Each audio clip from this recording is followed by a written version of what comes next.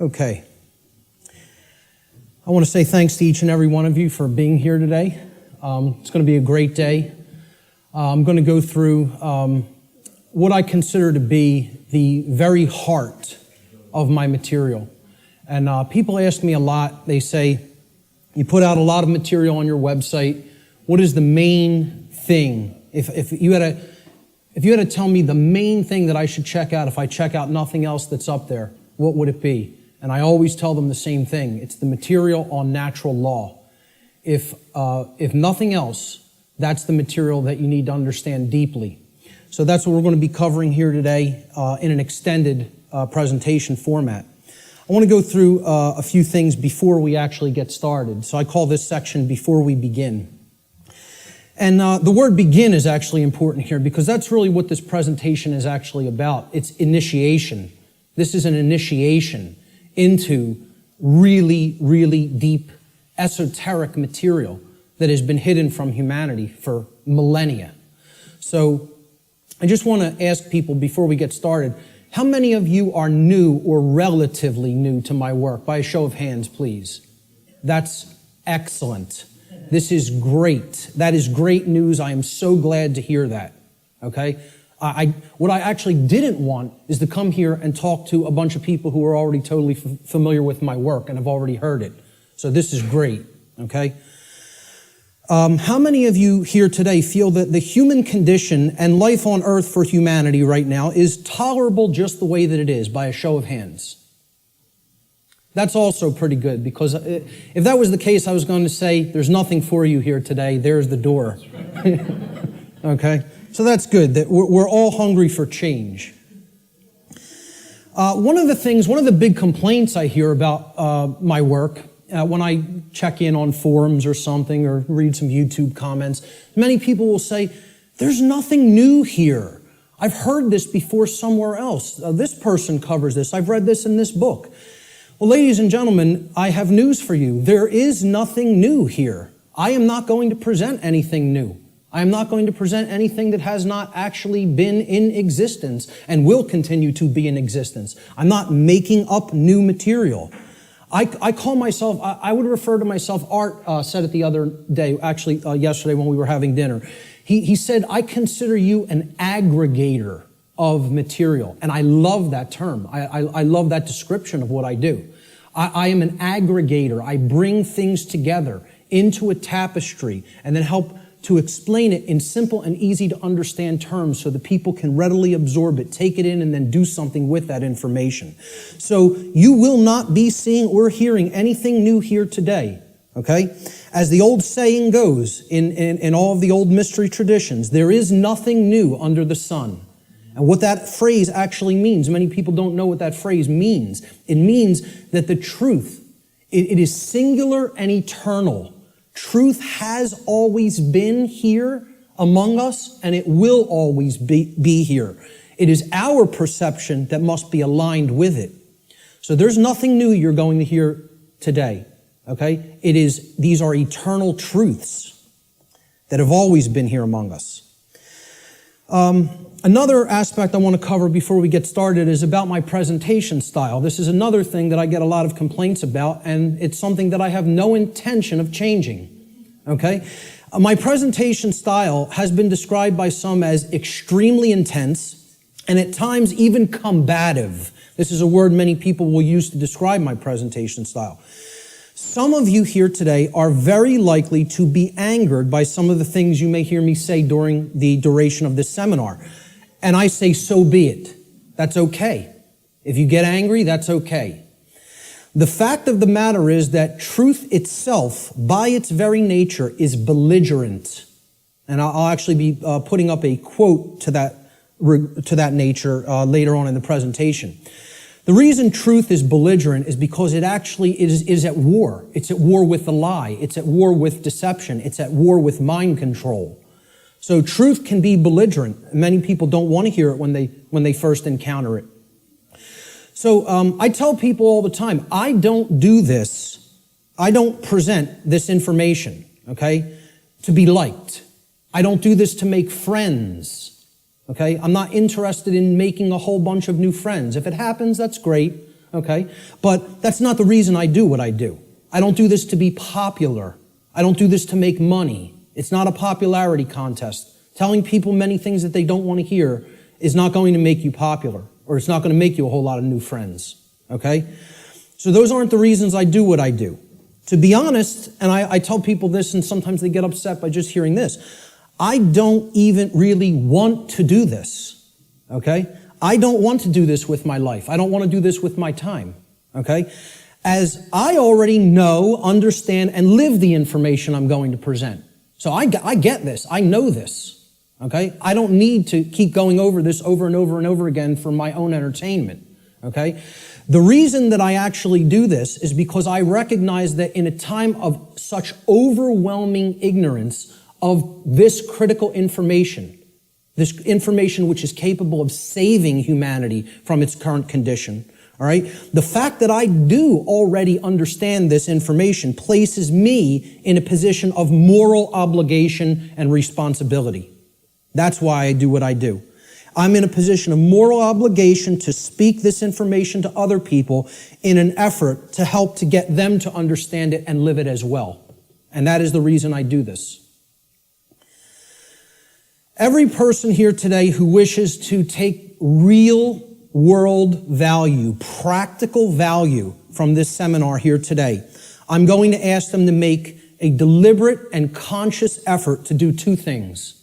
The first is try to set aside, to the extent that you are capable of doing so, your perceptions of me as the presenter, okay? And this includes things like how you think I look, how you think I dress, the sound of my voice, my mannerisms, etc. Try to set those things aside to the extent that you're able to do it.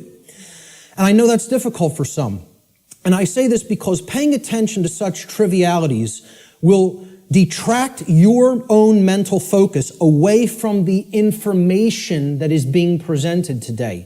And that's the worst thing that could happen, because it's the information that is important, not me. Try to ignore me and focus on the content, all right? The second thing I ask people to try to do is to be consciously aware of any of your own impulses that you may have here today, to immediately reject the information that is being presented in this seminar based solely upon your own initial emotional reaction, your initial emotional response to this information, okay? This is a logical fallacy, okay? You cannot think with the emotions. So if you hear something you don't like or that angers you, that's okay. Feel the emotion, but don't just immediately say, that can't be true. And don't believe me either. It's about checking it. It's about a process of truth discovery. It's about doing your own due diligence and actually researching this material, okay? But if you try to gauge the veracity, meaning the truthfulness of this information, solely based upon how it makes you feel when hearing it, you are committing a logical fallacy, okay? So I ask people to try as much as possible to suspend immediate reactions of disbelief, okay, and saying, no, I don't want to accept that, no, it can't be true, based on how something may make you feel that you hear today. That's very important to keep in mind. And lastly, this information, the entire seminar, is a tapestry, okay? It's like pieces of a huge jigsaw puzzle. All right? It is meant to be seen and taken as a whole in its entirety. Now, I know I'm asking a lot here too, because it's going to be a long day, okay? And my goal here, my work here, is to keep your interest and your attention and your focus throughout the entire course of this seminar. And that's a challenging thing to do. But what I'm asking people is, you have to try to see it as a whole, because if you took the time to be here, and you gave a monetary donation to be here, I'm highly recommending that you stay for the whole duration of the seminar. There's a reason for that. You're only going to get the full tapestry, especially if you're new to my work, by hearing this information in its entirety, okay? So if you don't do that, you'll probably not recognize the patterns, which is what this is all about. That's what this day is all about, pattern recognition, okay?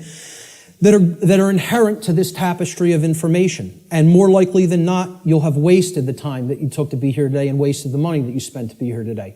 So I don't want anybody to waste their time and their money and their attention, and I don't think you do either. So that's why I'm asking people, stay for the whole thing. You'll get the maximum value out of this seminar if you stay for its duration.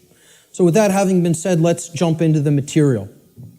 This presentation is called Natural Law, the Real Law of Attraction, and How to Apply It in Your Life.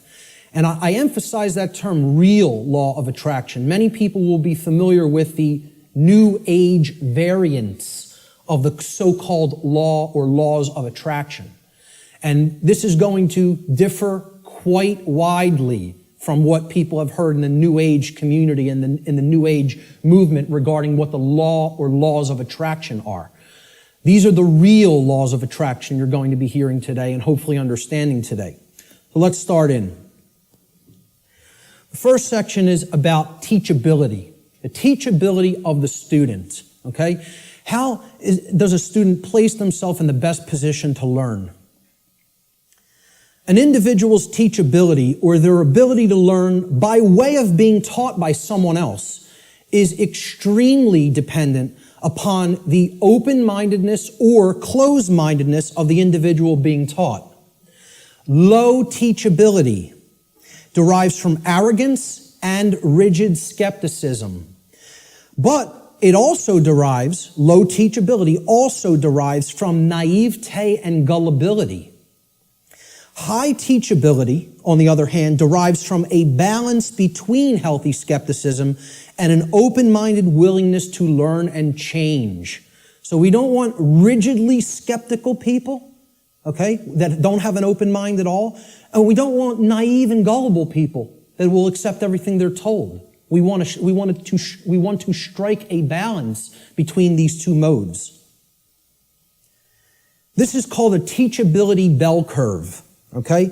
And down here is the mental state of the student, whether they are, and it goes from arrogance, cynicism, skeptical nature, a teacher, a student, and then up to being trusting, then being gullible, and then being outright naive.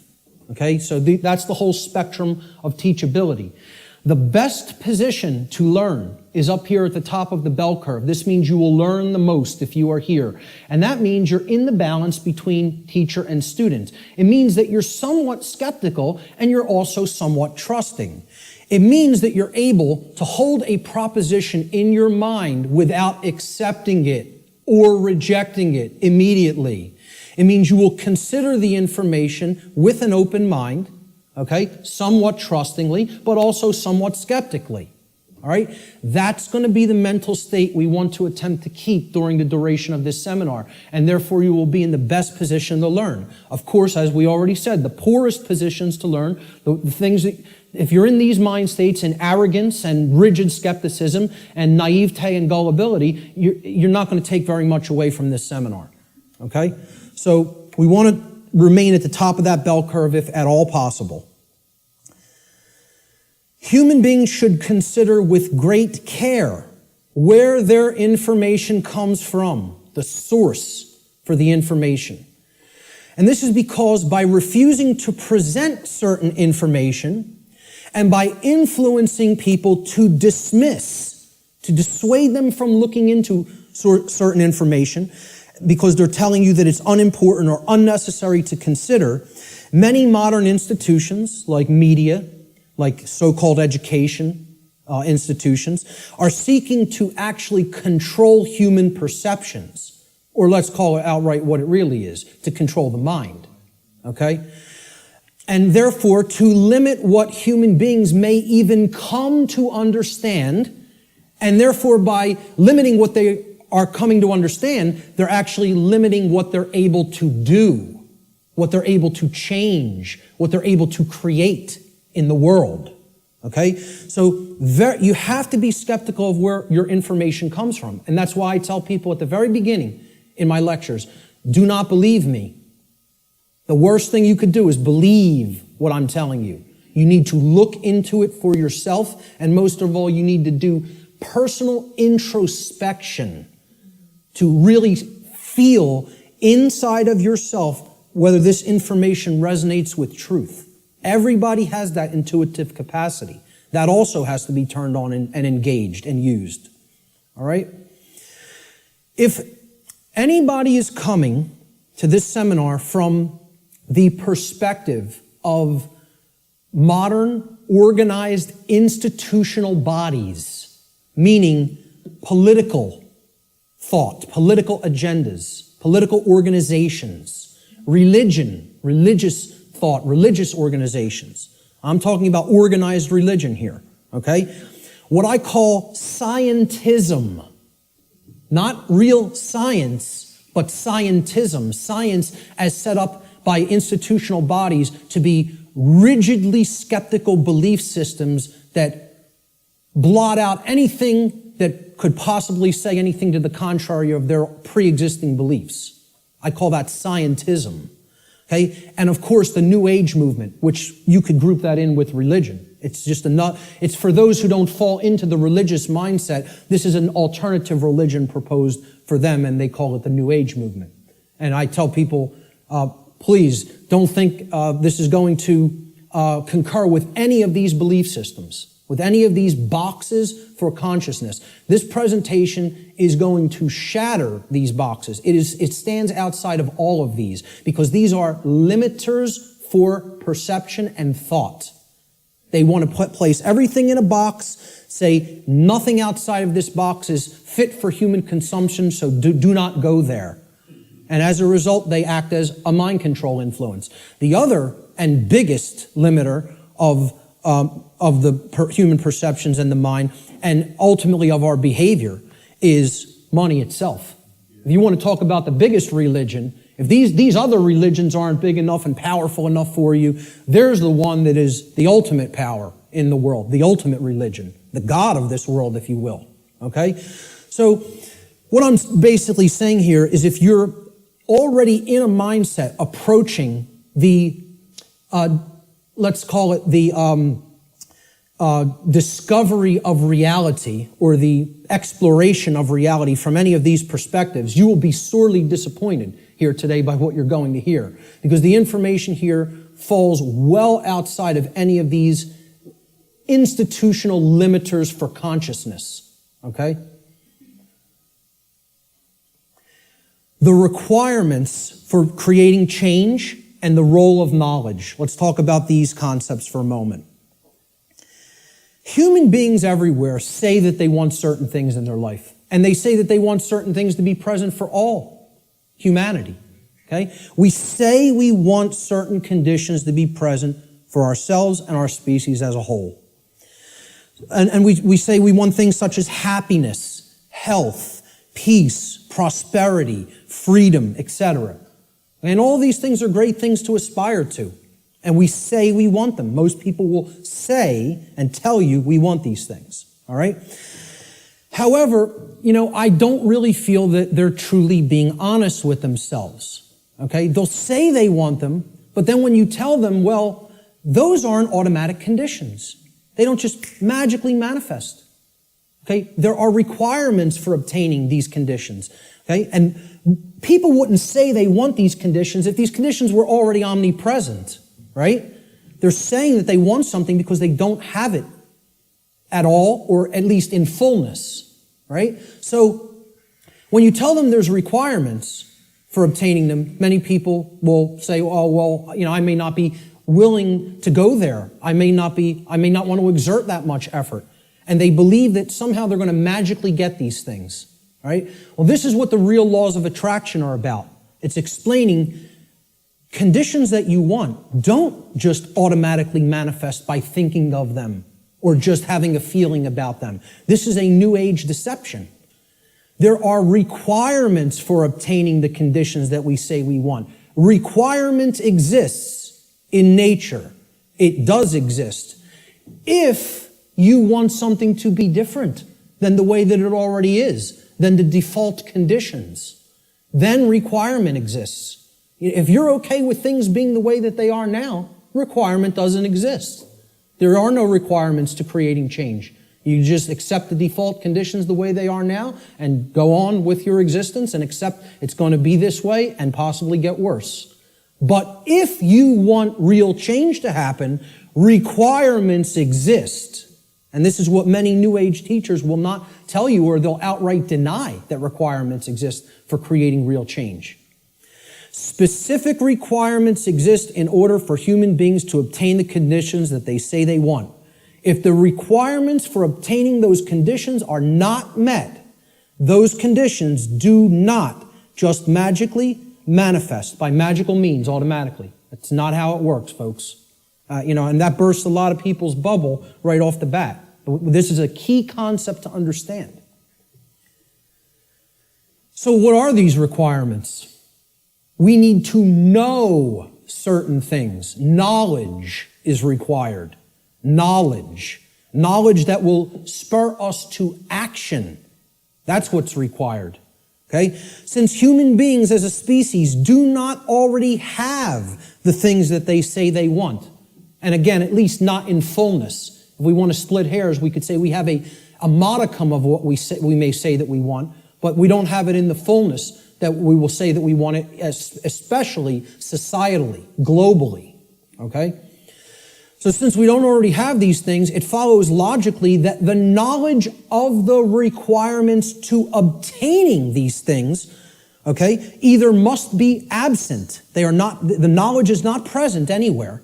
Or if it is present, if that knowledge for obtaining those things, the requirements for obtaining those things, if that knowledge is present, then it must be willfully being ignored. It is here, and yet people aren't paying attention to it. They aren't taking it in and accepting it and doing anything with that knowledge. So they're ignoring it because it's uncomfortable. As long as this knowledge continues to remain either unknown or ignored, the manifestation of the desired conditions that we say that we want is impossible. Cannot happen. It is an impossibility for it to magically, automatically manifest without the requirements being met. And that's what we're going to talk about here today. What are these requirements? What is this knowledge? This knowledge is occulted, meaning hidden. Okay, now, how many people here came here today thinking that they were going to hear information about the occult by a show of hands? Okay, about half the room. Good. Okay, for the rest of the people, that may come as a shock. But what you have to understand right off the bat is that the word occult, it's simply derived from Latin, the Latin adjective occultus. Occultus in Latin means hidden, hidden from sight. And it's derived from the Latin noun oculus, which means eye. Okay? The word ocular in English means related to the eye or related to sight or vision. So what the occult is something, it is a body of knowledge that has been hidden away for a specific reason. And we're going to get into what that reason is. Okay, so from the term oculus or eye in Latin comes the verb occultare. Occultare means to hide, to conceal, or to keep secret. To keep hidden from the eye so that it cannot be seen. The information regarding natural law is occulted knowledge. It is knowledge that has been hidden from humanity. Okay, it's held by the few, which is represented here at the top of this pyramid. You can look at this as a pyramid representing knowledge or ignorance. At the top of the pyramid, you have knowledge. It's the higher you go in the pyramid, the more knowledge. Okay, but the pyramid tapers because at the top, very few people understand that information. Very few people have that knowledge and have actually integrated it into themselves to the point where it becomes understanding. All right? Down here, you have no knowledge, the ignorant masses. Okay? And up here, you have the people who are in the know, right? Who have this knowledge about how natural law works and are actually using it for a certain reason. We're going to get to that next, what that is. So please, as you go through this seminar, please keep in mind, if I ever use the term occult, all I'm talking about here is hidden knowledge. That's what it means. Occulted knowledge is hidden. Now, why would anybody want to hide knowledge that is extremely important? Well, there's a very specific reason, all right? But before we even get to that, we have to talk about what is this occulted knowledge? What is the body of knowledge? What does it comprise? When I'm saying the occult, the knowledge of the occult, what do I mean by that? All right? Occult knowledge constitutes two things. There's two general bodies of occult knowledge. In the actual mystery traditions and in occult schools, they talk about these as arcana, A-R-C-A-N-A, arcana. The word arcana is also Latin. It means knowledge, okay? That's all it means. So there's two bodies of knowledge. There's one body of knowledge in the occult called lesser arcana, the lesser arcana or the minor arcana. This means the knowledge of the microcosm, the knowledge of the small things, okay? It doesn't mean it's less important. It means it's dealing with the individual units of consciousness, the human psyche, the psyche of the individual, okay? So the first major body of occult knowledge constitutes knowledge of human consciousness, how it works, how it operates, what our motivations are, things like that, okay? The second body of occult knowledge is called the greater arcana or the major arcana, all right? And again, this doesn't refer to that it's more important. It refers to, it is the macrocosmic understanding, the understanding of the very large laws of nature that govern the macrocosm, okay? So universal laws are part of the greater arcana of occult knowledge. And what I call here today, under the umbrella, the term natural law, falls into that second category of greater knowledge, the greater arcana of occult knowledge, okay? And what these natural laws are unseen and universal spiritual laws. We could talk about the word natural here too.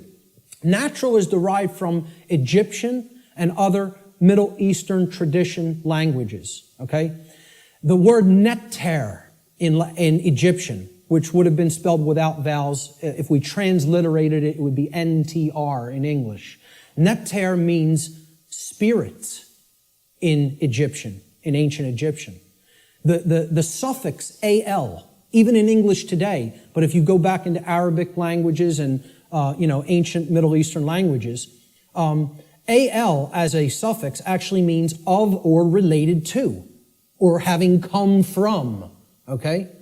So natural, if you put these root words together, netter and al, right? It means of or related to the realm of spirit, of or related to God, actually. The word netter also meant God, spirit or God, okay? So this is the spiritual domain, the laws that actually are operating in the unseen realm, okay? Now, they manifest in the physical realm. We're going to talk about that, okay? Because that's the operation that it trickles down from. It starts in the spiritual domain and then it manifests in the physical domain, all right? So it's important to understand these two bodies of knowledge. The lesser arcana, okay, is about the monad or the individuated unit of consciousness of the human being. And then the greater knowledge is about the laws that govern the macrocosmic universe. All right? So, what these laws do, this body of the workings of nature that I am calling under the umbrella natural law, they're universal spiritual laws which govern the consequences of behavior. They govern the consequences of behavior. And I would add a caveat to that. They govern the consequences of behavior for intelligent species, for beings that are capable of coming to their understanding. Okay? I would delineate that from like the animal kingdom. Okay? The animal kingdom is not held to the same standard as human beings when it comes to this body of information, because I don't think you're going to sit down with your cat and explain natural law to it. Okay? So when people say, well, why doesn't the animal kingdom held to account in the same way that human beings are. It's because, surprise, surprise, we don't share the same level of consciousness. Okay? There is differences in levels of consciousness and abilities to comprehend information and to actually know how something works. Just like you will not be explaining physics to your dog anytime soon, okay? You're not going to explain natural law to the animal kingdom and have them grasp it because they're not at the same level of consciousness as we are. Okay? So we are held to a different account when it comes to natural law. It governs human behavior. It would be an easy way of saying it. This body of knowledge has actually been called consequentialism by past researchers and teachers. And I have no problem with that term. I've actually looked into consequentialism, and it's quite similar, okay, in its scope and what it teaches. It's been called karma, karmic law, in many Middle Eastern and Eastern traditions, okay? And I have no problem with that term for it either. It has been called in some of the Western traditions and Christian traditions moral law, and I have no problem with that term either. Religionists have called it God's law, and I have no problem with that term either. I have no problem with any of these terms being applied to the umbrella of natural law, because that is essentially what it is. But we're going to get deeply into how it works and operates in our lives here today. Why is this knowledge hidden away from people? To what ends? The knowledge of the occult, the hidden knowledge about how natural law works and how consciousness works, is not commonly known. That's why it's not the exoteric. It's not given to the masses. It's the esoteric. It is reserved for the few. And there's a reason for that. It's been deliberately hidden away and kept from the general public in order to create and maintain a power differential. Because if someone else is an extreme level of knowledge, and they know how something works, like something as trivial as how human consciousness works, how human motivations work, how human perceptions work, how human beings can be manipulated. If somebody has deep knowledge of that information, and there's a whole bunch of people over here who have not one iota of how that works, what kind of a number do you think somebody can do on people like that? See, the way I ask people to look at this is real simple. Imagine a very, very, very advanced psychologist at the top of his field, wrote all the textbooks, okay? And he's got a house out in the burbs. He comes into the university. He's got tenure, okay? He's got the trophy wife, the house out in the suburbs, the 3-car garage, driving the Lexus into work at his tenured job. And he finds out that his trophy wife is having an affair because she's bored. She's not satisfied with him at home. And it's maybe the 19-year-old, captain of the local high school football team or something. He's a senior. He's a star football player, right? The jock, yeah. And she has a fling with him. Well, what if he decides, I'm going to become buddy-buddy with my boy here after finding out about his wife's affair? And this kid, this punk, who's cheating on, my wife's cheating on me with, he knows nothing. He doesn't study the mind. He doesn't know anything even about himself. He watches TV 6 hours a day, plays violent video games, is obsessed with football,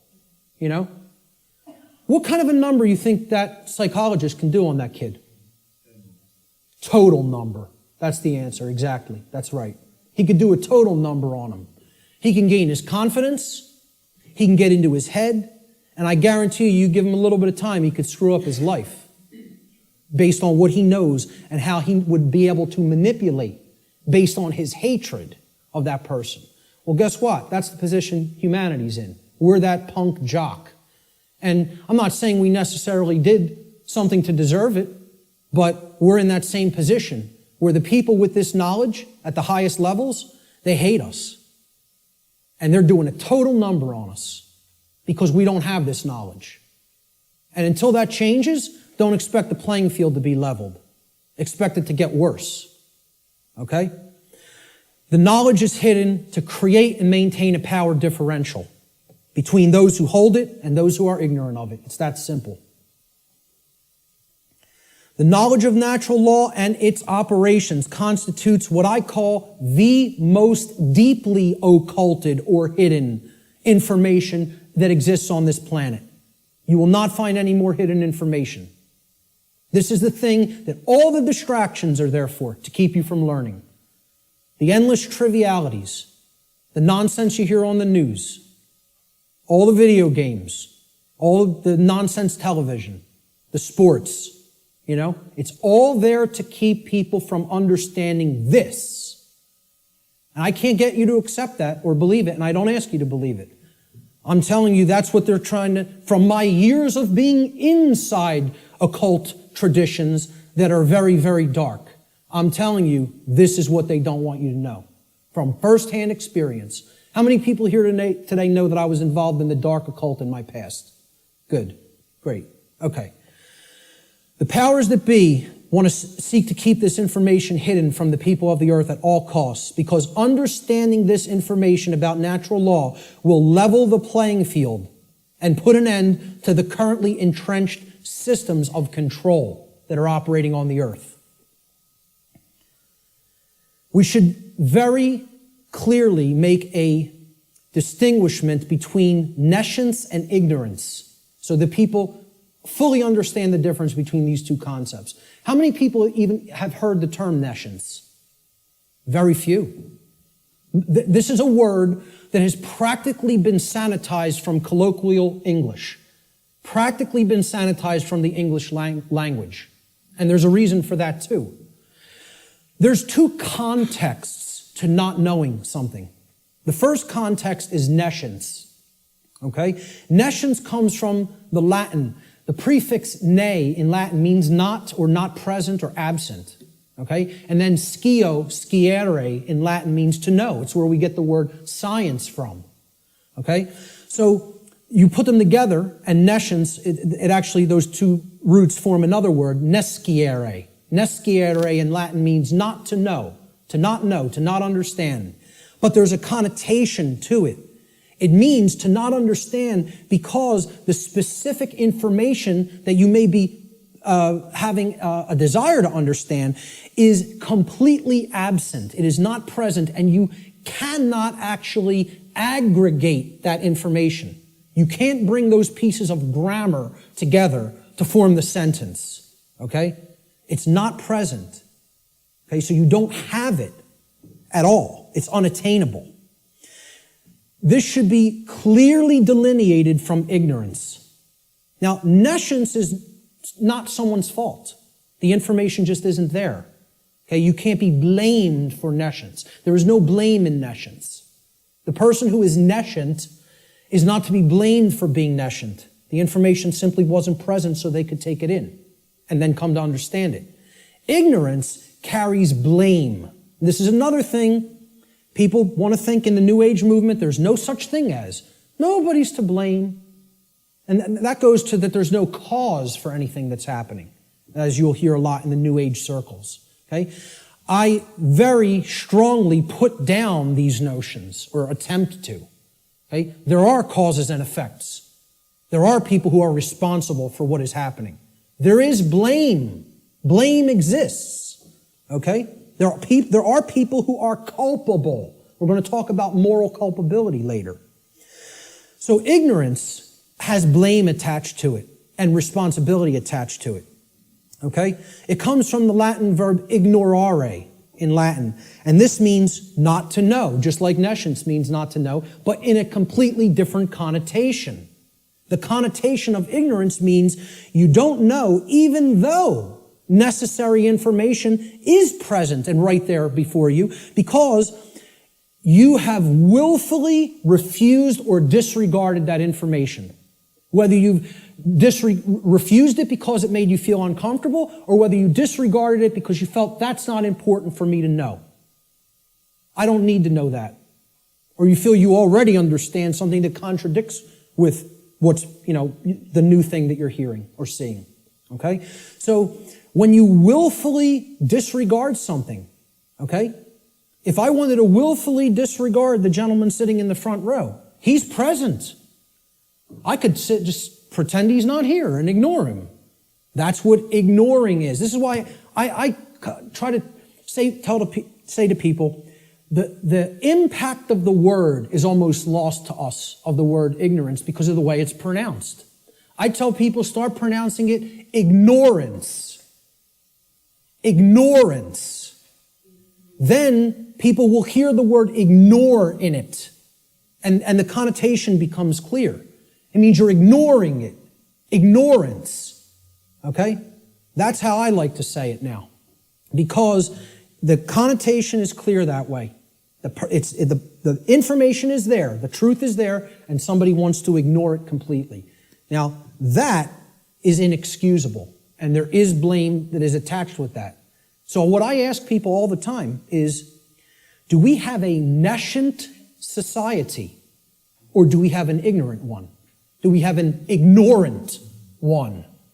Is our society ensconced in nescience, or is it ensconced in ignorance? I would argue absolutely that we are ensconced in ignorance in society, not nescience. I think we are drowning in information. I think we are drowning in the truth that is all around us, but people are ignoring it, largely. Not everyone. There's many people who are very hungry for it and taking it in as fast as they can, you know? But I think the majority of human beings are in the state of ignorance, even though the truth is present all around us. And that constitutes what Art talked about earlier, this consensus trance, which people in the so-called truth community or truth movement have likened to sleep. They say that they are asleep. I liken it to hypnosis. If you look at the origins of the word hypnosis, right, it means suppressed knowledge. It comes from Greek. Hypo means under, as in hypodermic, under the skin. And gnosis means knowledge, the suppression of knowledge. Hypo means suppression also, under and suppression. So hypnosis is the suppression of knowledge. And that's the state that these people are in.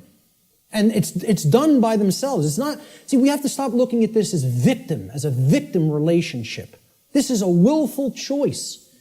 In a time of overwhelming information available at people's fingertips, the truth being ignored is not an option. It's a willful decision that people are making. And it's a decision that they should be held accountable to because of what is going on, that they are ignoring, what they are allowing to go on in their name and not saying a thing about it. Content to let evil run amok. All right? And then people will wonder, why are we losing freedom? Why is freedom on the wane? Why is totalitarianism and tyranny rising up? Why do we see so much control and obsession with control in our society? You know, they'll see that. Many of them will see the rising police state. They'll see the injustices in our society. They'll see the restrictions on our inherent natural liberty. Okay? But here's the thing. Many of them will not make the transition to grasping. You know? They'll say, yeah, this is what's happening to the earth. It's being turned into a huge prison everywhere. And at the most rapid pace right here in America. Okay? And they'll see this lock going on to the cage. But the question that they never get to, they don't even get to the question, let alone the answer, is why? They'll talk about the symptoms. They'll describe the prison. They'll describe every corner of the cage accurately in many cases. They can tell you exactly how it's working. They can tell you all the different aspects of the control system. But they can't tell you why it's actually going into place. Why is that happening? Well, that's what this presentation answers. Why are we losing freedom? And it gets to the actual heart of that answer. So what this presentation constitutes is a master key that unlocks all the locks to all the doors on all the cages in the prison, if it is accepted. And once again, I don't tell you that belief is required for that. Because truth is always present. It's always here. It's a matter of will we perceive it as being present, acknowledge it's present by stop ignoring it, okay, and then accept it into ourselves, and then do something with it. Understanding is not the end. Taking in the knowledge and understanding it is the beginning. Action is required. See, knowledge is required, understanding is required, but then action is finally required. Above all, if change is to be created. And that's how the laws of attraction really work.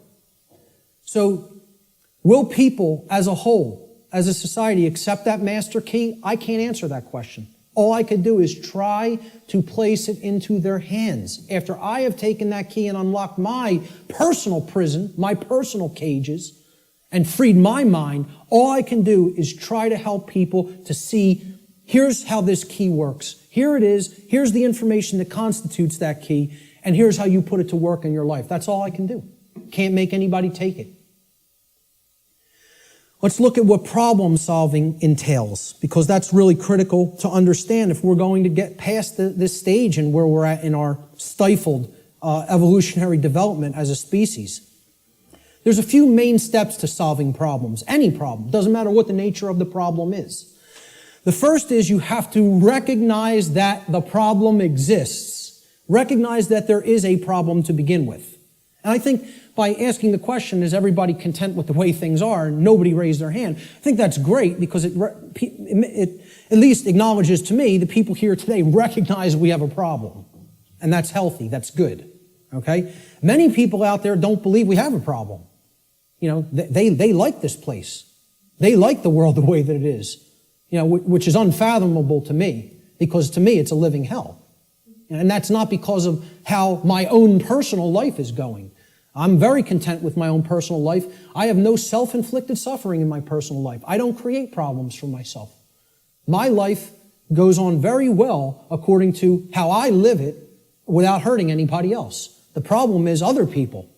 And that's another thing the New Agers won't acknowledge, and they'll flip out if you say that there's a problem with someone else. There are problems with other people, okay? And people will say people in glass houses shouldn't throw stones. My glass house has been taken down long time ago, because I went through all that personal introspective work. And I dug deep into my subconscious and faced those problems and confronted them head on and healed them. And came out of the mindset that I was once in. Okay? So, you know, people will say, if there's something you don't like, you're seeing in other people, that's something in yourself that you're seeing in them. This is New Age mumbo-jumbo nonsense, okay? If you're not part of the problem, I'm not part of this problem. I can say that honestly. I'm not part of this problem. I can look at every single person, anybody who's watching this, and say, I'm not part of the problem that's happening on the earth.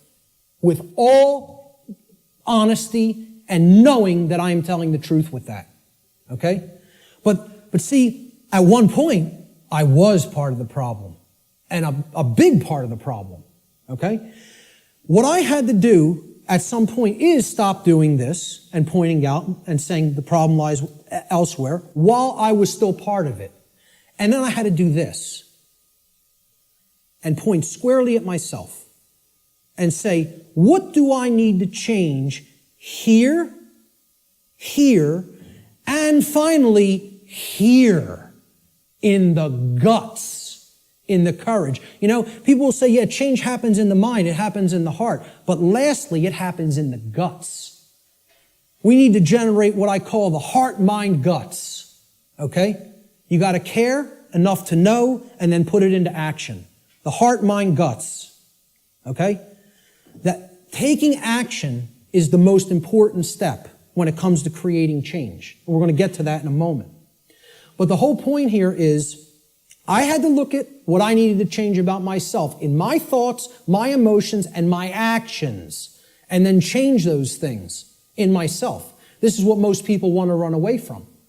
They want to say, yeah, I want those things that I say I want to magically to be present in my life, but I don't want to do those things that require self-change in how I think, in how I feel, and in how I act. I want it magically to happen without changing those things in me. So I can honestly look at the rest of the world and say, the problem does not lie within me. I am not seeing a manifestation of myself in other people. Other people have not done the same process that I have, the introspective work that I have, and gone through that painful, painstaking work that involves effort, hard effort. I'm not up here telling people, I'm offering you the tonic. You're going to take a sip and magically you will be enlightened. Okay? Knowing what's going on in the world is hard work. It involves destruction. It's a destructive process. It involves destruction of belief systems. It involves completely breaking down barriers that are in your head. Okay? Hardly anybody wants to do that work. People want to run 1,000,000 miles an hour in the opposite direction from that work. Anything but that. I'll take the grave instead of that. Okay? That's where most people's heads are at. All right? So let's get back to the steps here for problem solving. The first is you got to recognize that there's a problem. If you are in denial, good luck. Let me know how that works out for you. Because you're not solving any problem in a state of denial at all. Fear-based denial of the problem must first be dealt with and conquered and stamped out. And you have to acknowledge how bad it is. You know? People feel symptoms coming on of a disease or something and they want to ignore it because they don't want to believe I'm sick. I don't want to believe I'm sick. I don't want to believe I have a problem. Then you're waiting. You don't get it diagnosed, and then it turns into a much bigger problem, which is where we're at as a society for ignoring this information. This is what denial looks like, symbolically. Okay? A person with their head in the sand like an ostrich. And please take note, ladies and gentlemen, when you're in this position, when you're in the position of denial with your head in the sand, you're on your knees with your ass in the air. Okay? I almost say it's amazingly synchronistic that the human body was designed like that. That in order to put your head in the sand, symbolically, so to speak, you have to be on your knees. Okay? And that's where most of our society is at. They're on their knees. And in that state of denial. The second step to problem solving is to recognize that the symptoms that are being displayed, the symptoms you are seeing, are merely effects of underlying causal factors. You can't treat symptoms and solve a problem. It's not possible. That's not how problem solving works. You have to get to what caused the problem. Okay? Instead of simply treating symptoms, make an accurate diagnosis of the causes of the problem. So what does the word diagnosis mean? Diagnosis comes from Greek. The preposition dia, transliterated there in the parentheses, you see it in Greek script, okay? It means through or by way of. So by a method, by a particular method, all right? And the second part of diagnosis is the Greek noun gnosis. Gnosis means knowledge in Greek. So what a diagnosis means is through knowledge or by way of knowledge. You're going to solve the problem by way of knowledge. There is knowledge that acts as the requirement to solving the problem and getting what you want. And here's another thing, and I'm going to keep going back to this. It's going to be like an undercurrent in this. Because the New Age community, and I'm going to become a more outspoken opponent of New Age ideologies. Because they are lying to people. Whether it be through direct, willful deception, or whether it be through useful dupes and useful idiots. They are telling people things that are completely inaccurate to how things really work. All right? Because they want to keep people suppressed and non-active. They want people in acceptance mode of everything. Accept, never rebel. Okay? Don't take action. Just observe. Just watch. You'll hear all of these things in the New Age movement. Okay? The reason I bring it up is because when you even say the word knowledge to some New Agers, they almost take offense. Because what the New Age is becoming is the new modern day variant. It's a new form of what's known as solipsism. We're going to get to what solipsism is in a little while. Okay? But essentially, people don't want to hear that knowledge is what is required. Because the attainment of real knowledge, not pseudo-knowledge, real knowledge, requires work.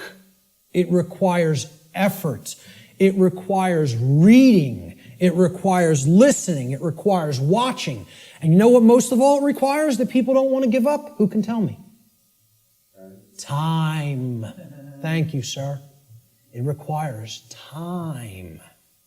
There's one of the currencies people don't spend, on many things that they don't feel they can get immediate gratification from, which is why immediate gratification is so stressed in our society by the control system. That's what keeps people in their ignorance.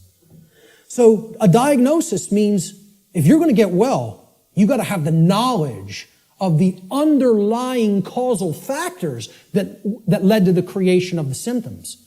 You're not going to treat the symptoms and get well.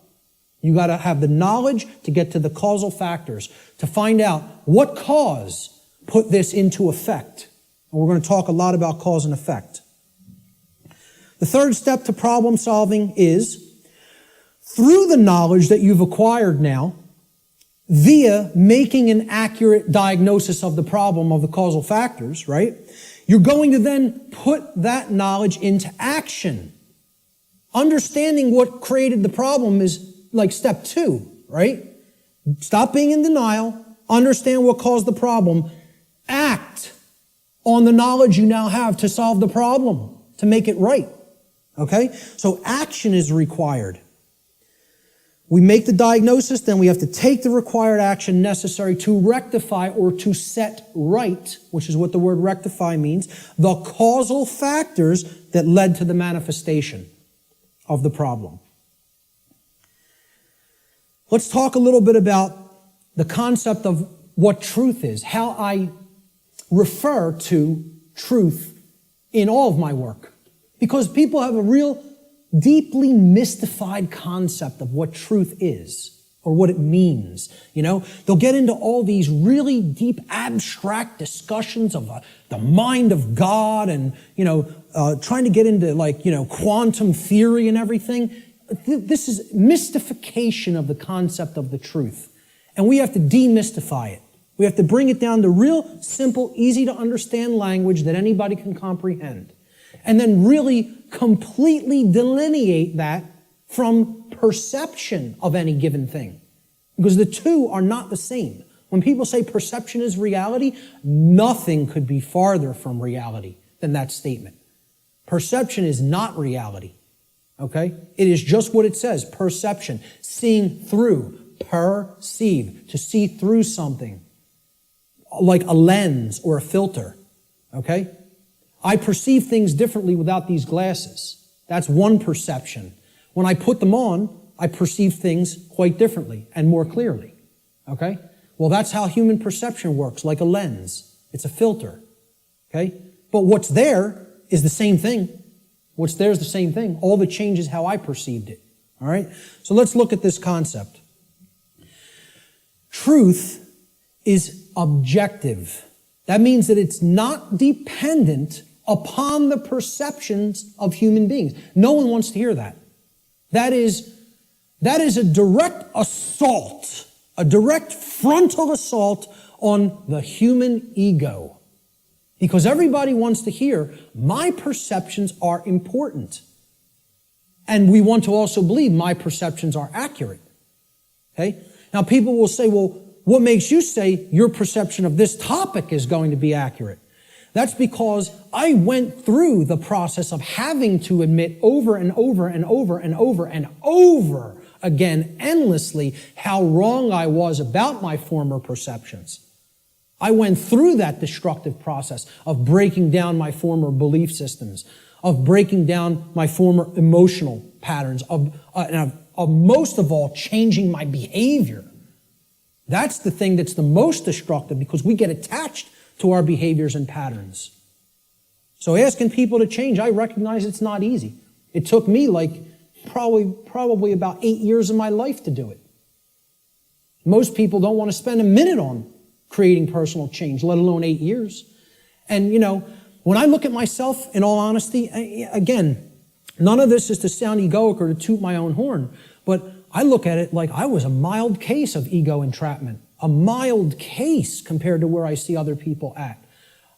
I feel like I was the, very brittle stone that just needed to be hit with a chisel a few times and it broke into powder. Other people are hardened granite or diamond. To break them down is going to take enormous effort and work. And most of them don't even want to do it. They're so calcified, they've been so compressed into that hardened state that they don't even want to start. So I realize telling people your perceptions are not what really matters, that truth isn't based upon how you perceive things, that it's independent from your perceptions. Most people don't want to hear that. They don't want to hear that. Human beings' perceptions are capable of wavering. They can waver slightly from the truth, and they can waver wildly from the truth. All right? What truth is that which does not waver. It doesn't move. It's that which is. It doesn't matter what anybody thinks about it. It doesn't matter whether anybody believes it. It doesn't matter whether anybody knows it. It doesn't matter whether anybody sees it. It doesn't matter whether anybody wants to see it. It's there. It's always been there. It's always going to be there. Nothing anybody does can change what has happened. Can anybody change what has already occurred in what we call in the thinking of linear time, the past? Not one person here is capable of doing that. Let me tell you something. Not one being in the entire manifested universe is capable of doing that. Because that which has already occurred is set in the record of the universe. Nothing can change the past. Ever. Great movie on this. Watch the new movie, The Time Machine. Not the original 50s version or 60s version. The new one. I think it came out in late 90s or early 2000s. Okay? This movie got crushed in reviews. Crushed. Whenever reviewers crush a movie and give it the worst ratings, go see that film. Because I guarantee you there's very important allegorical concepts that you need to understand embedded in that film, and that's why the reviewers crush it, because they don't want you getting any ideas, This movie got crushed in the theaters, and I'm telling you, it's one of the best films to understand the concept of the absolute impossibility of changing the past. The past cannot be altered. You know what can be altered? The future. That's what that movie's about. And you know where the alteration of the future begins? In the present moment. That's exactly right. That's the only place it begins. Okay? So what truth is, the demystified concept of truth, is it's simply that which already exists. It's that which has happened in the past and is happening in the present moment. The truth does not exist in the future. When we get to those future moments and it's the present, truth will be existent then. But not until, okay? So there is no such thing as truth in the future. Truth is that which has occurred in the past and that which is occurring in the present. It is simply that which is and that which has been. Please recognize when I use the word truth, that is all I'm talking about. I'm not talking about the mind of God. I'm not talking about the entire reason for the existence of the universe. I'm talking about the events that have taken place in the past and are taking place in the present. That's all. And guess what? That's all the truth is. It doesn't need to be any more complicated than that. Okay? You want to make it more complicated than that, call it something other than truth so as not to confuse people to what truth really is. Truth versus human perception. Okay? Now, I want to ask people to imagine, see these white lines? Imagine these white lines that do not waver as truth. And imagine that the perception that is set against the truth, we're going to take three different individuals. This is individual A, this is individual B, this is individual C. Okay? Their ability to perceive what has occurred and what is occurring is what I would refer to as consciousness. Okay? Consciousness is a being's ability to recognize patterns and meaning with respect to those patterns. Meaning you have an accurate understanding of what's taking place within and around you, or you have an inaccurate understanding of what's taking place in and around you.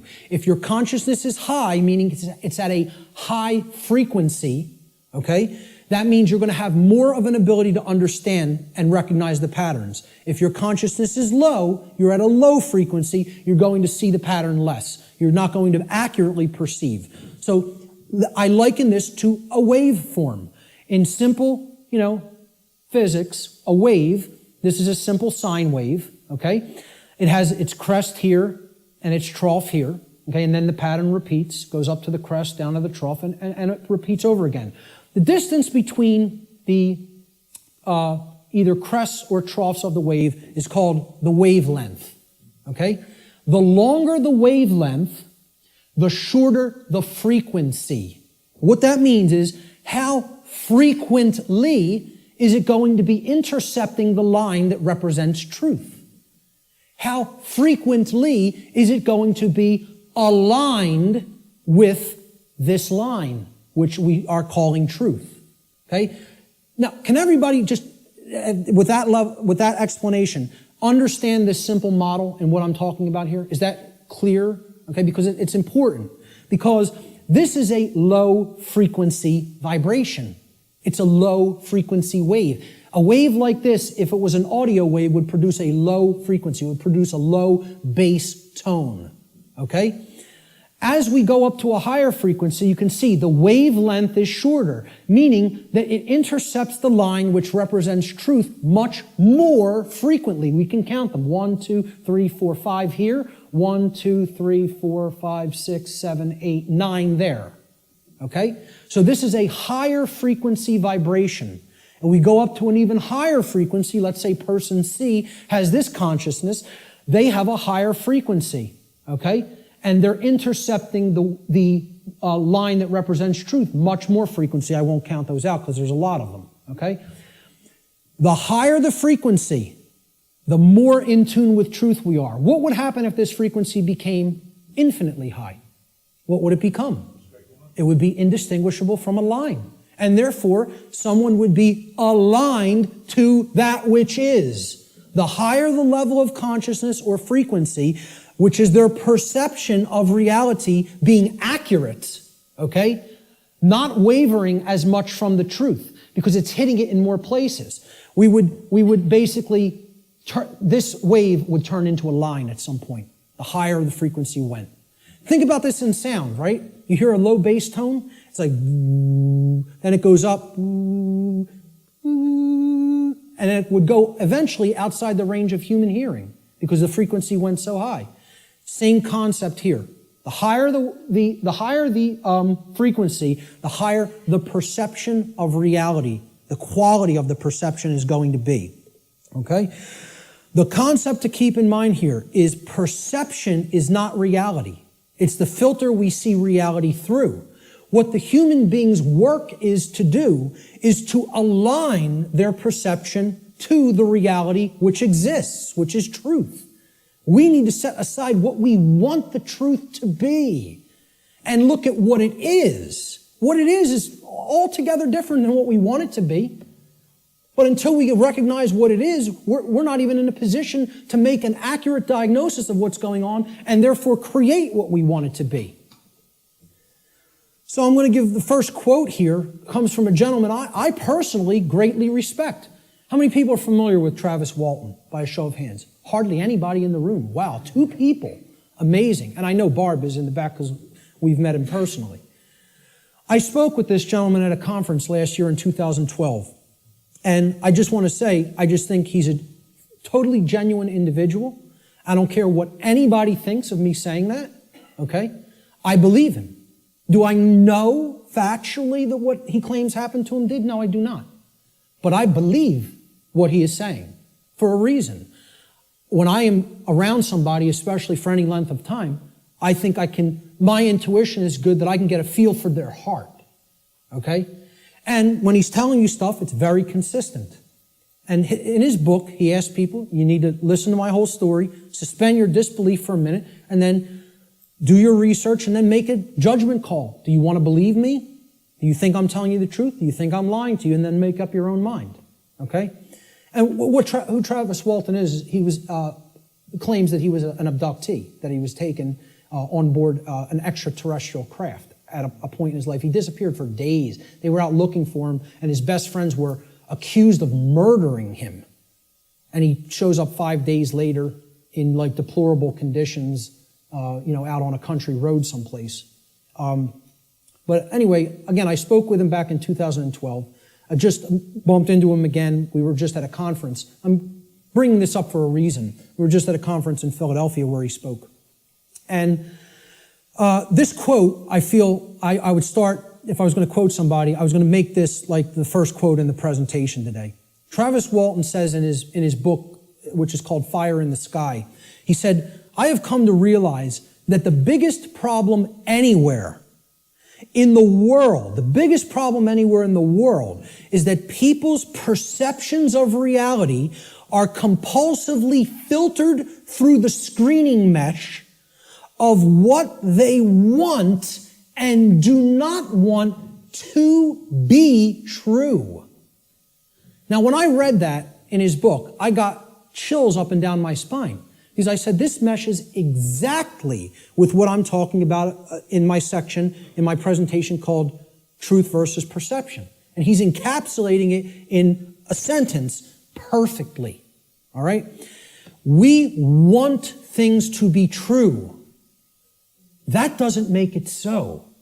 That's not what makes truth the way that it is. What makes truth is the way that it is what behaviors were taken and what is the actual effect in the manifested world. That's how things are. Okay? It doesn't matter how we want them to be.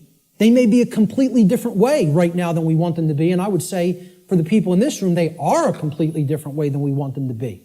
But most people in the world think, they kind of believe that they're the arbiter of truth.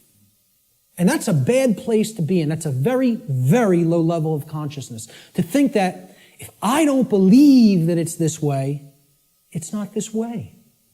Many people are trapped in that state of mind. Okay? Now, the reason I even bring this up and included Travis's quote here is at this conference that we were just at a couple of weeks ago. Okay? I didn't speak at it, I tabled at it. A woman came up to my table and she picked up my New Age Bullshit DVD, which is available here today in the back. And she said, "What's this about?" With a real skeptical look. And I explained, well, it's a 7-hour extended video podcast that has many, many slides, okay? I gave a shortened version of it at the Free Your Mind conference in Philadelphia.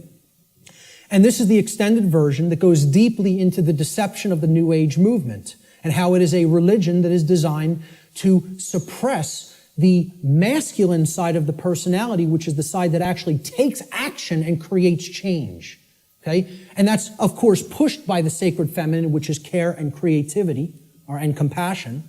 Right? Both need to be present. We're going to talk about that here today. But I said this is about the suppression of that masculine energy. And that's what the New Age movement is about. The suppression of the masculine. Right? So I said what the New Age religion wants to teach people is just accept everything the way it is, no matter how unjust it is, no matter how deplorable the conditions are, no matter how much evil is taking place in our midst. Accept it. That's the New Age religion. And here's what she said. That's exactly how I am. I just accept everything.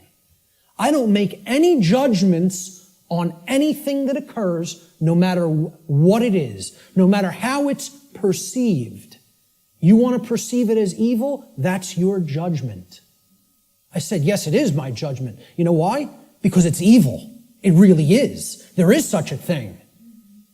I said, and you're content to let evil run amok and take this whole world because you don't want to act. Because what's really there is cowardice. That's what it really is. Okay? She didn't want to hear that. She said, I prefer not to see it that way. Now, align this with the quote. I prefer not to see it that way. Okay? And I hope by some miracle she happens to see this presentation at some point. Okay? And, you know, in hindsight, I didn't say this to her on the spot, but I thought about it for a little bit the next day. And what I should have really said is, no, you prefer not to see, period. That's the truth. Okay? So I prefer not to see it that way means, no, I want to ignore reality. I want to believe what I want to be true is the way that it already is. And this is what the New Age hoax is peddling to people. Okay?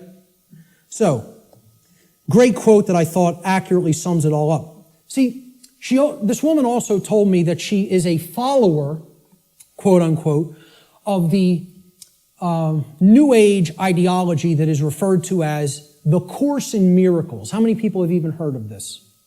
A lot of people. Okay? You know what that is? It's called solipsism, wrapped in a nice, neat new package. Solipsism. How many people are familiar with the ideology called solipsism? Good. More than I would have thought. Most people have never heard of this. Okay? Solipsism is a completely egoic and destructive ideology that has absolutely no bearing or resemblance to truth in any way. And the people who are solipsists are mentally ill. I'm not even going to provide any evidence of that. I'm telling you, you need to research this religion and sickness for yourself. It's a mental illness. A solipsist is a mentally ill person who should probably be somehow removed, segregated from society, and institutionalized until they are made well, because they are a destructive influence on society. This is what I focused on podcast number 1 of my podcast series and radio shows. I went into the ideology of what solipsism is and how destructive it is and how it's a religion. Okay? What this is, well, first of all, let's look at the word. And you'll notice I'll be breaking down words all day long. Because if you don't understand where words came from, you don't really understand what they really were intended to mean. Regardless of whatever connotation they may have taken on in the modern world, the intended meaning of the word, the original meaning, is derived from its etymological derivation. You need to go into the ancient languages, Latin and Greek roots and other languages, Germanic, Arabic, etc., and you need to break down the words from their etymological origins. Then you will understand their real meaning. And I'm telling you, you do this, and the top of your head will blow off by what you will find, by what words we speak on a daily basis actually mean, and we have no idea what they mean. Okay? So the word solipsism comes from the Latin adjective solus, which means alone or one. And then the Latin pronoun ipse, which means self, myself, etc. Okay? The ideology of solipsism is that nothing exists outside of me. I'm the only being that exists in creation. Or essentially, it's another way of saying I'm God. Okay? That my perception is the only real perception and no one else is here. Now imagine that. Now, what I'm essentially telling the audience here today is your perceptions are not the truth. You have to work to align your perceptions with the truth. That's damaging enough to the human ego, okay? If I just said, none of you exist, I'm only perceiving your existence, I'm the only one who exists, imagine how egoic that statement is, and actually how demoralizing it is to other people. You're even telling them, I don't even consider that you exist. That's what a solipsist is.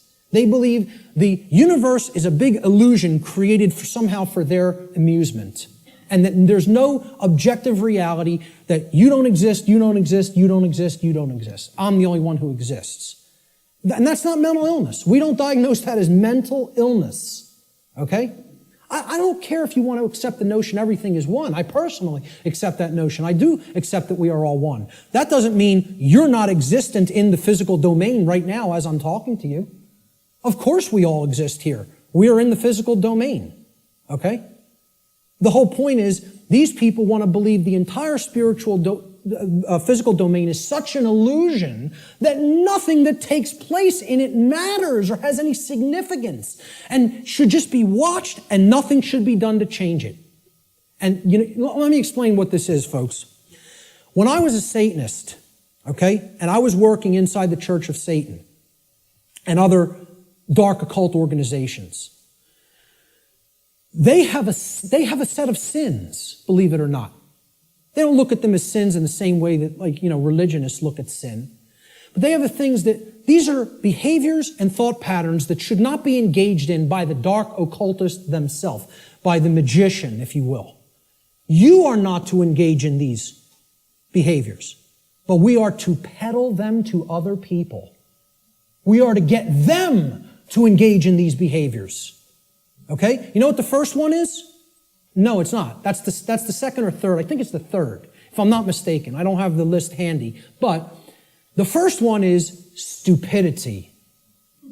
That's the first satanic sin. Okay?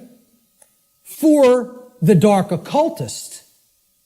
But they want other people in deep stupidity. They want other people in deep ignorance. The idea here is we will know it all. We will know the truth so that we can control others and keep them a dumbed down herd. Okay? There's a bunch of other ones, but I think the second or third is solipsism. Solipsism is one of the biggest sin for Satanists and dark Luciferians and dark occultists. They don't want any of their membership believing in this mental illness nonsense. Okay? But they want to propagate it and peddle it. They want to do that. And they told me personally, higher ups in this network told me personally when I was working with them, wait until you see the New Age books that our membership, will be writing, or either writing ourselves or putting into the hands of useful dupes to write and put out there. We'll be giving them the idea, they'll write it for us, put it out there as their own idea. And they said, we are going to propagate and peddle solipsism like you have never seen. And you know what? When they say something, they do it. I'm serious. They're aligned. Their act is together. They act on the same page. And for that, I have respect for them as an enemy. And I don't take anything they do lightly. I recognize they have the will. They're not like the rest of humanity. They align their thoughts, their knowledge, with their version of care. It's not like our emotionally based care, but they care about what they're doing, and then they act. And when they act in concert, and they get it done. Okay? I'm not saying, I agree with any of their agenda, because I don't, and I'm trying to stop it. But I have respect for their unity. They are unified and on the same page, and humanity is not. And that's why, in all honesty, we're having our rear ends handed to us in this spiritual battle right now. At least right now. Solipsism is the ideology that only one's mind is sure to exist. Solipsists contend that knowledge of anything that is outside of one's own mind is unsure, and hence there is no such thing as objective truth. Okay? No such thing as objective truth. And therefore, nothing about the external world and its workings can actually ever be known. Just think about that statement. It's saying no one can ever know anything. You cannot come to know anything at all. There is no such thing as knowledge. So what I would say to somebody who's following the quote-unquote Course in Miracles, or Course in Solipsism, or Course in acceptance of all forms of evil in this world, is you can't know anything by reading the Course in Miracles, because nothing can be known. Why would a solipsist ever pick up a book? Why would a solipsist ever watch anything, any video? Why would a solipsist ever engage in a conversation with another human being?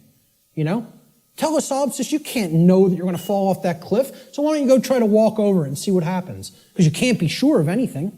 They won't do that though, you know? The whole point here is this is a religion. This is a New Age religion. And I'm telling you who it's peddled by. It's peddled by the occultists who have the knowledge of how natural law works and are trying to put out whatever ideologies they can, destructive ideologies they can, to get people not to understand it. Or to even go so far as to believe that nothing can be understood.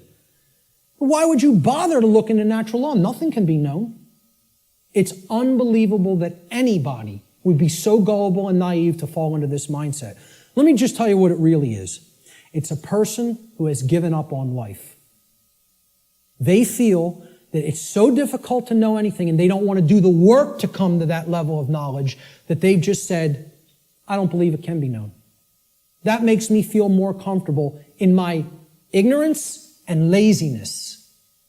That's the truth about what solipsism is. Okay? And that's the truth about my friend I bumped into at the MUFON conference. And I'd say that to her face. Okay? So, we have to realize we're battling this force.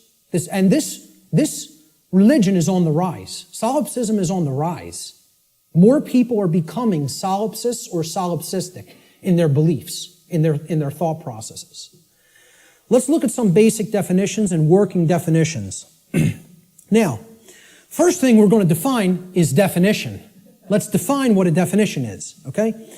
A definition is an exact statement, a statement of the exact meaning of a word, all right? We're looking for an exact meaning, not a connotation, not a maybe or a like or a somewhat. We're looking to narrow the focus. That's why it definites it. It makes it finite. We're taking it not infinite, we're finiting it, we're making it finite, okay? We're actually limiting through words what something means so we can be clearer about what we're saying, okay? It's an exact statement or description of the nature, scope, or meaning of something. Another way we could look at a definition when we're talking about visual or audio definition is it's the degree of distinctness or clarity of an object, image, or sound.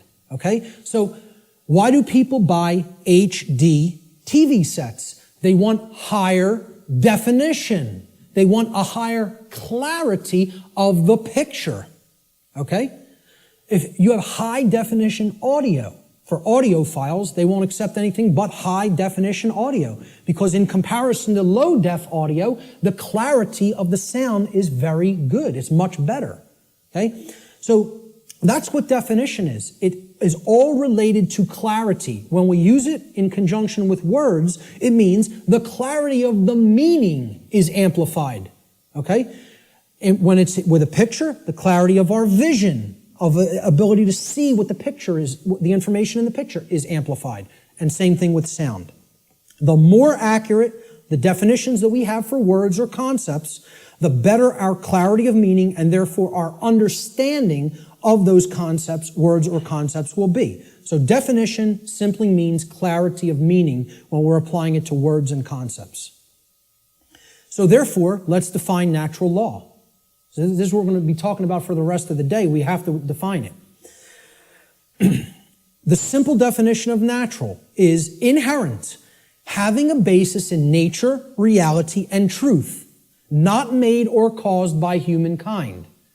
So if it's natural, it wasn't made by man. Mankind didn't make it. Okay? And again, the origin of the word, neter in Egyptian, means spirit, and all means of or related to.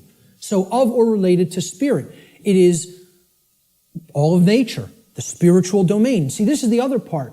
People believe that the spiritual domain is separate from the physical domain. This is a huge thread and a huge central focus in all of my work. If you think the spiritual domain is not where you are at now because you're in the physical domain, you're mistaken. If you think that the spiritual domain is someplace other than the physical domain, you're also mistaken. If you place emphasis on one above the other, and say, well, this one takes precedence and this one's not important. Either way you do it, whether you say the spiritual is more important and the world of matter should not be given any significance, it's imbalance. And it's not true. Okay? Or if you say, hey, like scientism does in many, left brain scientism, the material world is all that there is. This is just a dead mechanized clockwork called the universe, and it happened by accident for no reason. And there's no such thing as the spiritual domain. Both of these worldviews, and we're going to get to a breakdown of these worldviews, they're completely inaccurate, they're not based in truth, and most of all, they're based on brain imbalance. And we're going to see how one of these worldviews or another develops when either the left brain hemisphere or the right brain hemisphere has taken precedence and dominance within the individual consciousness. So, natural means spiritual. These words could be used interchangeably. So when I'm talking about natural law, I mean spiritual law. Unseen spiritual laws. But overall, the dictionary definition of natural is it's inherent to nature and it's not made by man. The word law the definition is an existing condition which is both binding and immutable. So let's look at each one of these words. Existing. It means that it is present. It is present. Okay? It cannot be just ignored and expected that, well, that doesn't make it true and it's not going to have an effect. It's there. It's present. That's why it's a law that it's in operation. That is in operation. It is binding. Binding means it has an effect. It means it doesn't matter whether you believe that it has an effect. It doesn't matter whether you understand that it has an effect. It doesn't care. And this is another big hammer to the ego. The human ego wants to hear what it wants to hear. One of the things it wants to hear is the universe cares about you. Personally. It cares about John. It cares about Bob. It cares about Mary. It cares about Elizabeth, whatever, okay? Cares about you individually as a being. And now, you could go so far as to say you believe that the creator of the universe cares about you. I'm not denying anybody or saying don't think that. What I'm saying is that the laws of the universe don't care about you. Laws have been created in this realm that work flawlessly, 100% of the time, flawlessly. Let me ask people to envision this scenario to try to clarify this. A couple are on a picnic. They're out in a state forest or something like that. They're on a picnic. About 50 yards away from where they're at, okay, there's a pretty tall cliff, maybe about 200 feet, okay, and it ends in some jagged rocks. They brought their 2-year-old child on the picnic with them. They unfold the blanket, take out the picnic basket, they're having their picnic. Maybe passions got heated and the husband and wife were, making out a little bit. Their kid, 2-year-old daughter in her nice Sunday sundress or whatever, wanders off, gets to the edge of that cliff. Will gravity care if that girl goes over the edge? No. Will gravity allow her to go over the edge? Yes, it will. Gravity is not going to say, this girl doesn't understand this law, and she'll die if she goes over that edge. She's innocent. She's nescient even. Not even ignorant. Innocent and nescient. Will that law still have an effect? You damn better well believe it will. And so does natural law in the same way. It doesn't care whether you don't know. It doesn't care whether you're nescient or ignorant. It's in effect. It's binding. And it is immutable. Immutable means that nothing you can ever do can ever change it. It is in effect eternally. Because man didn't put it into effect. You know who put it into effect? The creator of the universe put it into effect. And I don't really care what you think of that force as. You could think of it as an impersonal force. You could think of it as the man with the beard. You could think of it as this remote control. I don't really care what you think of it as.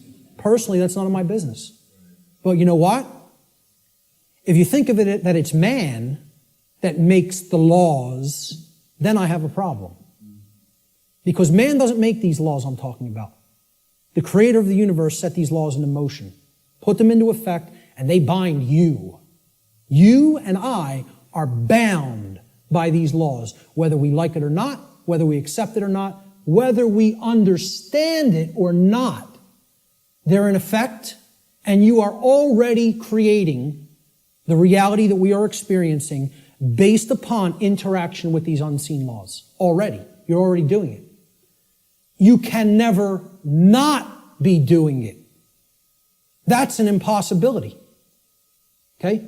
You're always creating, co-creating in harmony, in cooperation, I should say. Whether it's in harmony or opposition is a different story.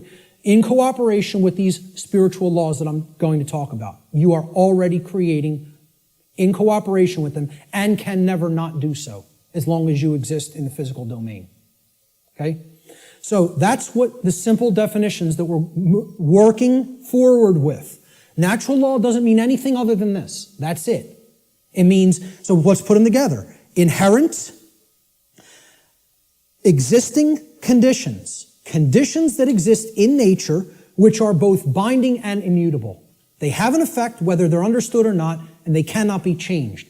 So what would be our requirement of knowledge here? What do you think should be done?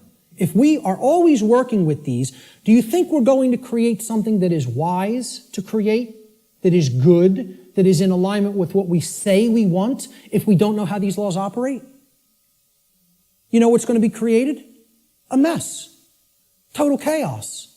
Something you don't want. Something that leads to enormous suffering, which is where we're at. If, on the other hand, you have that knowledge of how these things work, then you align your behavior to them, you're going to create a whole new different ballgame. And then you're going to not have self-inflicted suffering.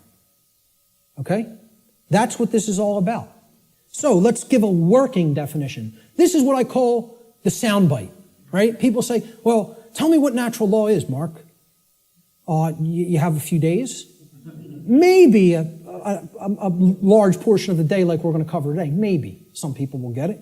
Okay? But really, you need to devote a large amount of time to studying this, understanding it, reading about it, and even experimenting with it. This is not an untestable hypothesis. Okay? And it's not a hypothesis. It's actually a law. But it's not untestable. You can test it. You can apply all the scientific methodologies to natural law. Same thing. Gather your information, observe, hypothesize, observe, test the results, publish the results. That's the scientific methodology. The scientific methodology will be borne out for everything I'm talking about in this presentation if it is applied. Because this is not a religion. This is not some new age mumbo jumbo. This is a science. It is a science that constitutes knowledge of how laws that are existent, in operation, and immutable in this universe work, and how we are creating what we experience in conjunction with these operating laws. And man didn't put them into effect. Whatever created this universe put them into effect. I'm not here today to tell you what that is. Your job in your own personal experience is to get in touch with what you feel that is. I'm not here to tell you what that is. Now, I'm not here to tell anybody what that is. But my whole point is, it created these laws, and they're in effect. And if you want to stop suffering, and if you want the human condition to change, you have to understand how these laws work. There is no way around that. Knowledge of these laws is required.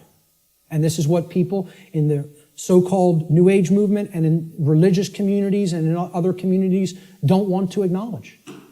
They don't want to acknowledge that work is required. So let's give a working definition for natural law, my soundbite variant, okay? I tell people who want the 6 o'clock news edition of what natural law is, okay? Natural law is universal, non-man-made, binding, and immutable conditions that govern the consequences of behavior, and specifically, at least on this planet, human behavior. I would say in the universe, it governs the behavior of all intelligent beings. Intelligent beings. Okay? Natural law is a body of universal spiritual laws which act as the governing dynamics of consciousness. The governing dynamics of consciousness. That's the working definition. Let's look at the dynamics between discovery and belief, the difference between discovery and belief. Because again, natural law is capable of being discovered, understood, and harmonized with. Now, does that sound like a religion? Religion asks people to believe, accept, and do without question. What this is saying, this exists, you're bound by it. The best you can do is to understand its operation like you would understand gravity, and therefore not just walk toward the edge of a 200-foot cliff that is bottomed by jagged rocks. If you're intelligent and you understand how the law of gravity works, you won't do that behavior. Okay? Just like if you're intelligent and you understand how natural law works, you won't do certain behaviors to create a prison for the entire species, for your entire species. Unfortunately, humanity has not reached that level of consciousness yet. They are not at that level of co-creative intelligence to understand how these laws work and then align their behaviors to them. So natural law has nothing to do with religion. It's not a belief system. It's a science. It is a discoverable operation that is already in effect that we can either understand and align our behavior to or remain ignorant of and suffer as a result of that ignorance because it's already in effect and already has a binding effect upon you and your behaviors and everyone's. So when it comes to belief, and anybody that was trying to propagate a religion wouldn't put this slide up here. When it comes to natural law, it works just like gravity. So the clown that's going to jump over the cliff saying, I don't believe in gravity, what's going to happen? Down he goes. Because belief is irrelevant. Because natural law does not care about you. It does not care about you. It is in effect, no matter what you do, deal with it. And people don't want to hear that. And I recognize this. I recognize I'm not telling anybody anything they want to hear. If I wanted to sell a lot of stuff, if I wanted to be real popular, I'd come up here and I'd tell you exactly what you want to hear, and then I'd be making $50,000 a presentation like Wayne Dyer does. Okay? And that is his fee. I know because I've actually had some people speak to his management. That's what a new age presenter gets. You know what I ask for? 0. I don't even ask for a stipend because I don't even care about fake money. I care about making real money. Real one I. The word money is actually one I. And people don't even have said it 1 billion times in their life and never recognize what they're saying is one I. And it's the symbol of the one eye, which represents spiritual enlightenment, is plastered all over the $1 bill. Okay? Well, this is the one. See, I tell people, I'm a poor man when it comes to the fake money, but I'm very rich in the real stuff. The real thing, I have tons of. The fake stuff, I don't do so well with, and I don't care. It's not what I'm concerned about. I know it's fake. Okay? So I don't ask for a stipend when I present. I tell whoever's setting up the presentation, pay for my travel and lodging. Hook me up with a dinner or whatever. That's it. I'll come out and speak anywhere. Okay? The point is, if I was trying to appeal to somebody's ego and what they wanted to hear, I would tell you your beliefs are very important. Your beliefs shape. And they do shape your reality. In a negative way, if you don't align yourself with truth and you want to stay attached to a belief system because you prefer it over what's real, okay?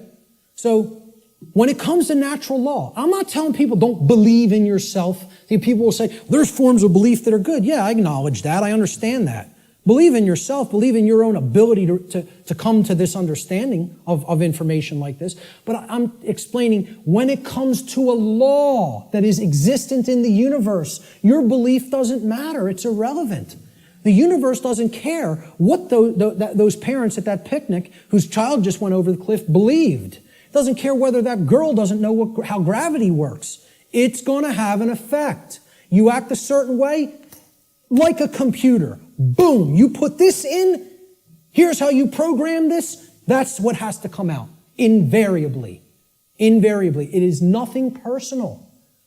Natural law is not a personal force. It is an impersonal force. That every single mystery tradition and occult tradition that has actually wanted to share this knowledge with people has been telling people about and attempting to tell people about since time immemorial. It is an impersonal force. It does not care about you. It does not worry or care in the slightest bit whether you understand it or accept it or not. It is in effect, you are bound by it, the end, and stop crying in your milk over it. That's it. No one wants to hear that. And I'm not so naive that I recognize people don't want to hear that I don't recognize that. I do recognize that. Believe me, I realize the wall I am up against in saying this. I get it fully. Fully. If I wanted to blow smoke up people's rear ends, I'd come up here and I'd say, the universe cares about you and what you believe.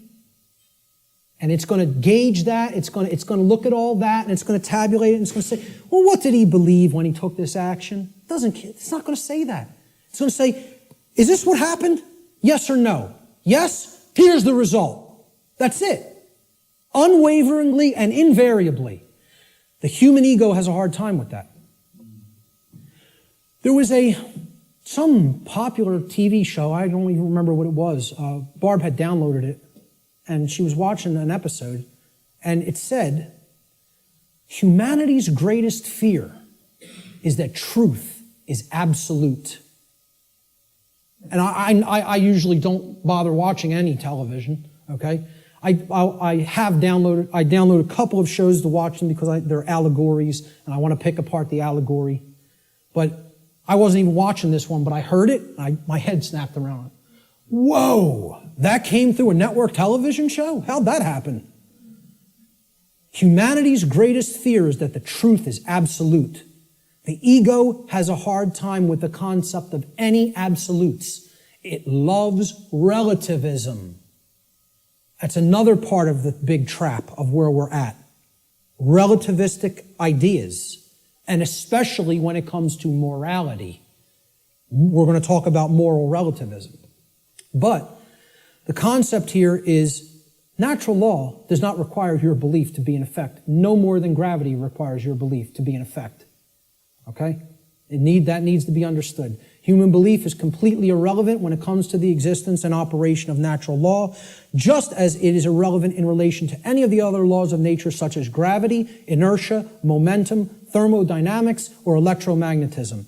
Similar to such other phenomena of nature. The workings of natural law require no belief in order for them to be discovered and known.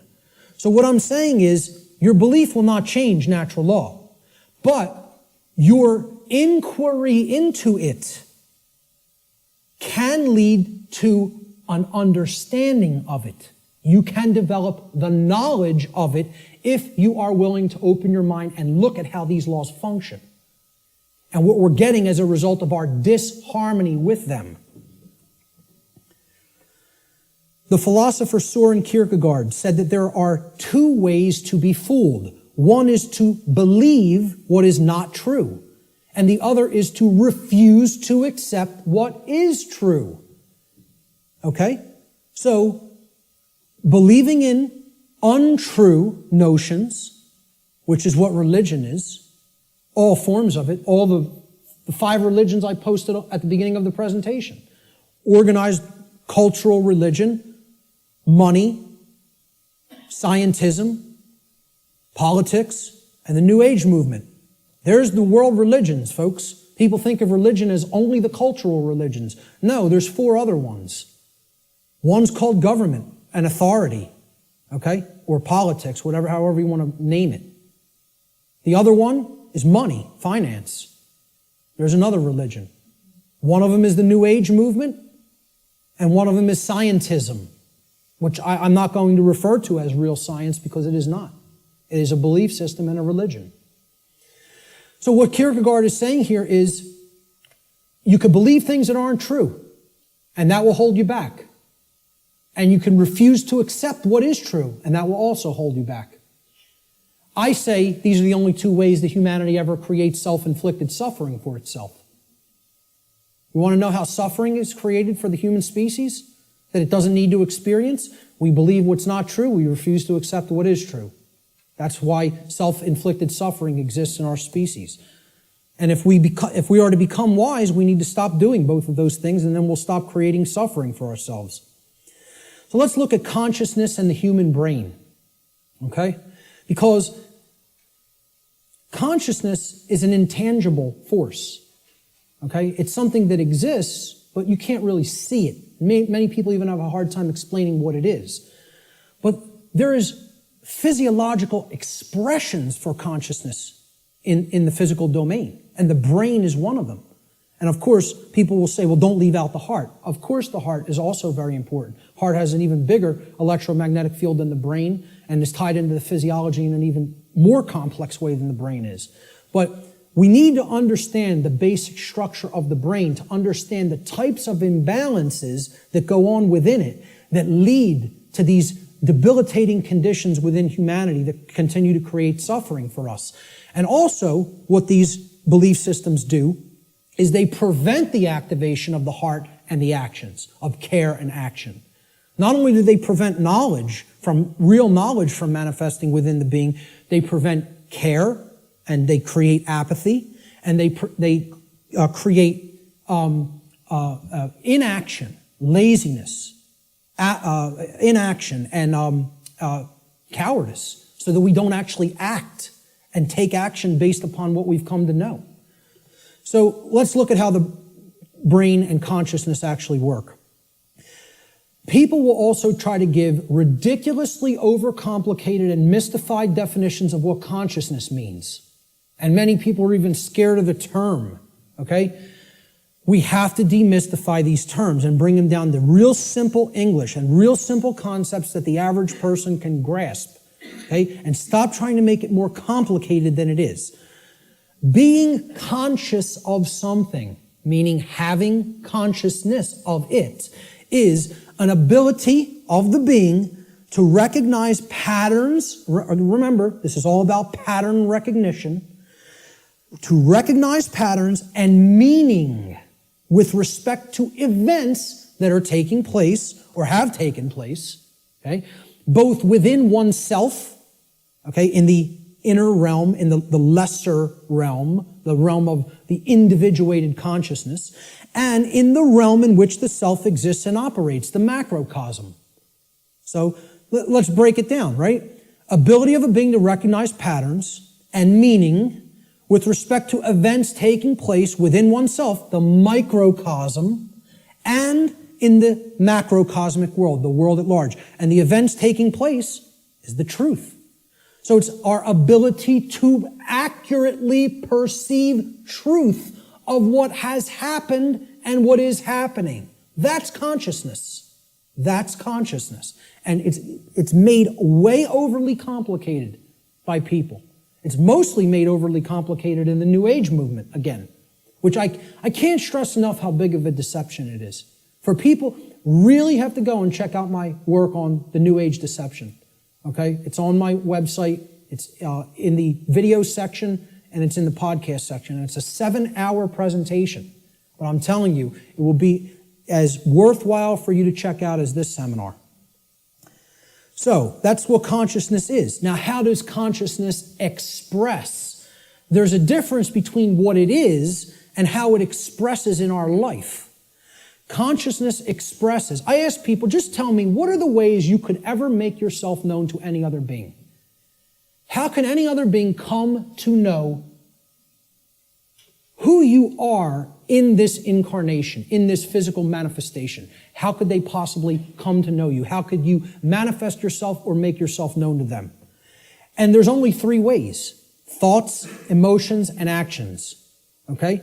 And I would say speech falls into the line of the combination of thoughts and emotions. And speech is also a form of action. I'm using force to, make the air flow over my vocal cords to make sounds come out so that you can hear what the concepts I'm trying to express. So it is a form of action. And it derives from what we have thought up to this point and the emotions that we have, and we could express it through speech. So thought, emotion, and action. Thought you have to look at as the creative force that is the expression for consciousness within the individual. Okay? So it's a neutral force. You don't look at your thoughts as masculine or feminine, do you? But you do look at them as creative forces. In order for anything to manifest in the physical domain, it had to first exist as a thought. This computer, somebody had to envision all the parts, how it works, how it's put together.